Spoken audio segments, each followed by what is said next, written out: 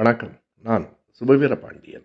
மனிதர்களோடு மனிதர்கள் பேசுவதே குறைந்து போய்விட்ட இந்த காலத்தில் இன்றும் சிலர் ஆவிகளோடு பேசிக் கொண்டிருக்கிறோம் என்று சொல்லுகிறார்கள். ஆங்கிலத்தில் ஏ முதல் இசட் வரை எழுத்துக்களை எழுதி வைத்துவிட்டு நடுவில் ஒரு குவளை, ஒரு டம்ளரை வைத்து அதன் மீது தங்கள் விரலை வைத்துக்கொண்டு ஆவியை நினைத்தால் அந்த குவளை மெல்ல நகர்ந்து அந்த ஆங்கில எழுத்துக்களை நோக்கி செல்லும். அந்த எழுத்துக்களை எல்லாம் கூட்டினால் தாங்கள் கேட்ட கேள்விக்கு விடை வரும் என்று அவர்கள் நம்புகிறார்கள். டம்ளர் டாக் என்றும் இதனை சொல்வது உண்டு. ஒரு நண்பர் இப்படி ஆவிகளோடு பேசுகிற நேரத்தில் தன் அப்பாவோடு பேசினேன் என்று சொன்னார். நான் அவரிடத்தில் கேட்டேன், உங்கள் அப்பா என்ன படித்திருக்கிறார்? அவர் ஒன்றும் படித்ததில்லை. அந்த காலத்தில் யார் படித்தார்கள் என்றார்.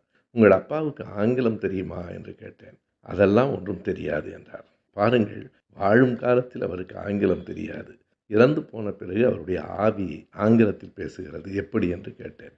ஆவிக்கு அதெல்லாம் தெரியும் இல்லையா என்றார். ஓ, ஆவிகள் பன்மொழி புலவர்கள் போல் இருக்கிறது. இப்படியெல்லாம் நாம் நம்மை தொடர்ந்து இந்த அறிவியல் உலகத்திலும் ஏமாற்றி கொண்டிருப்பதும் பிறரை ஏமாற்றுவதும் சரிதானா என்று சிந்திக்க வேண்டும்.